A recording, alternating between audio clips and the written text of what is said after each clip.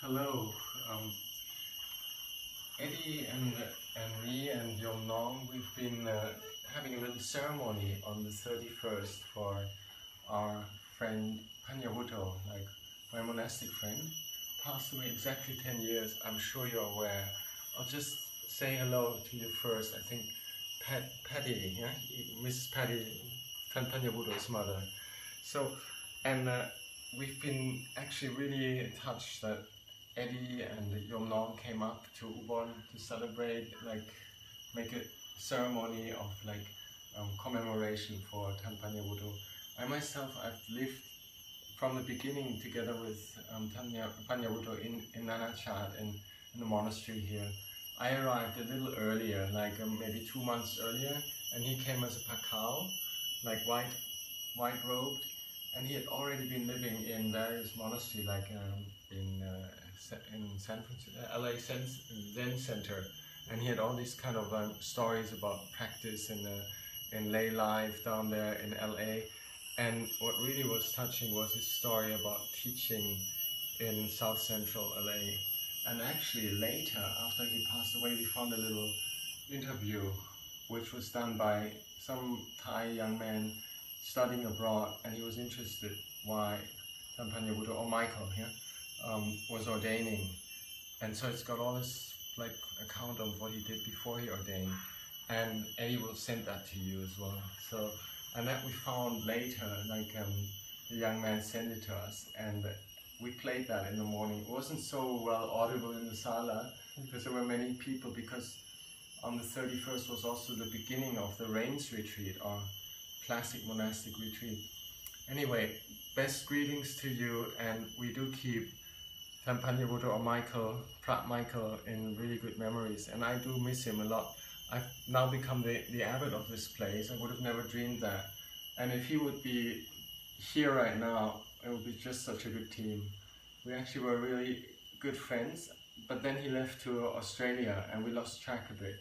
But in Australia, in Perth first, and then I came to Melbourne, kind of upataking, attending to our teacher, our preceptor from Wat Papong, an elderly Thai monk, Luang Por Liam, and I met him, and we talked a lot actually in Melbourne, and he already said, look, I'm so terribly tired, this chronic fatigue syndrome is really kind of is having a go at me, and I'm not sure whether I'll survive the next period, and we just laughed about it actually.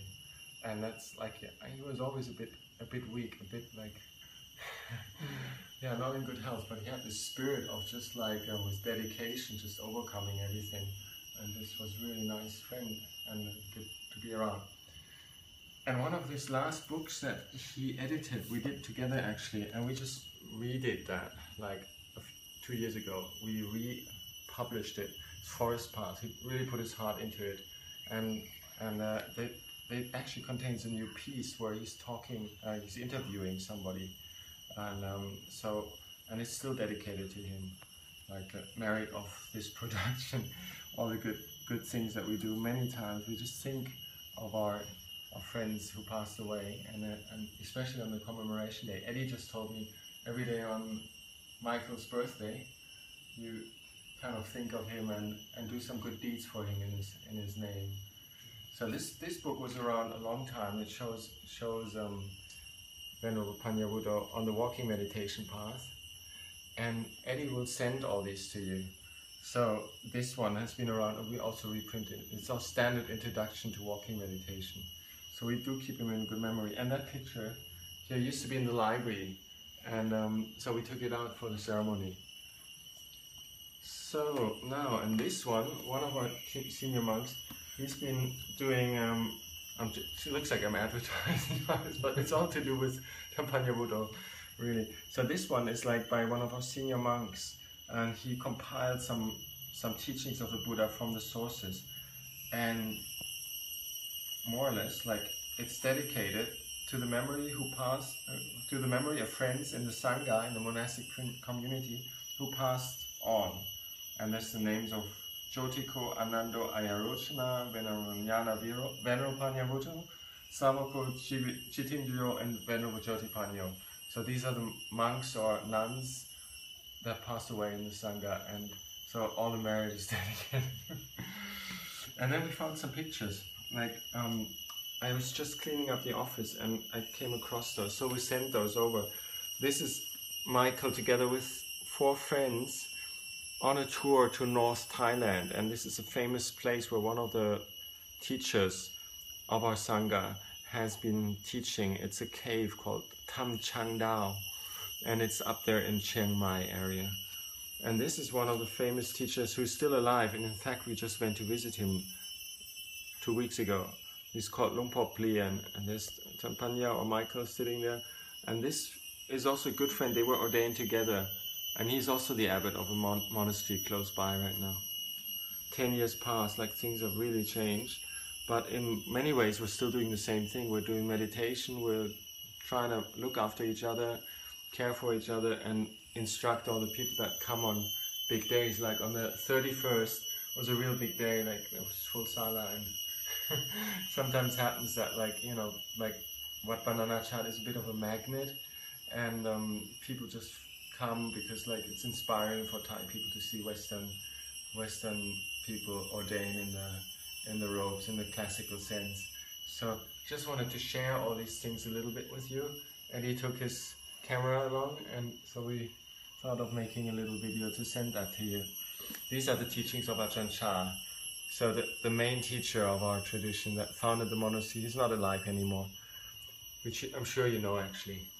And I mean, he's so crucial for everything, and he was the inspiration for Tan Panya as well, and to come, like, because he's just such a clear mind, and the teachings are very simple, and even though they contain a few Buddhist vocabulary, and I'm not sure how much you kind of like to read through those things if it becomes too technical, but generally Ajahn Chah is very practical, down to earth, and people appreciate him, and it's still like Wat Bananachat, our monastery here, is still really flourishing because of all of these teachings, even though he's passed away so long.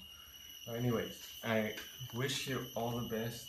Eddie, you want to say something? Yeah, thank you so much for your inviting me up here. And actually, I haven't been up here since his cremation 10 years ago, so it's really nice to be back.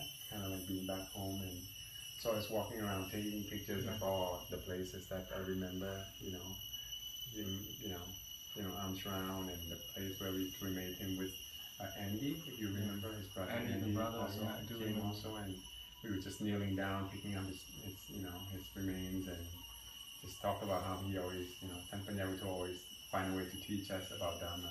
So we do miss him a lot. Yeah. So thank you so much for your kindness to invite us up there. Yeah, I'm also really happy that you came, because actually in our community, the monks that were around at that time, they're scattered all over the globe. Like like there's only a few monks right now, maybe a handful that were here 10 years ago. They're not all kind of back to lay life. Some of them are in America and England and other places in Thailand. But like, it is really good for us to keep in mind that life is impermanent, and some of the best of us sometimes have to leave earlier. So trying to do the job, continue as good as we can, and I hope that you're doing the same over there in America. I don't think we consciously met, but Eddie just told me that in the time when Tan Panya was here, he came to visit Tunarachat, so you know the place as well. And I wish that it brings up good memories and a meritorious feeling for your son and our friend in the holy life. Thank you. Wish you all the best.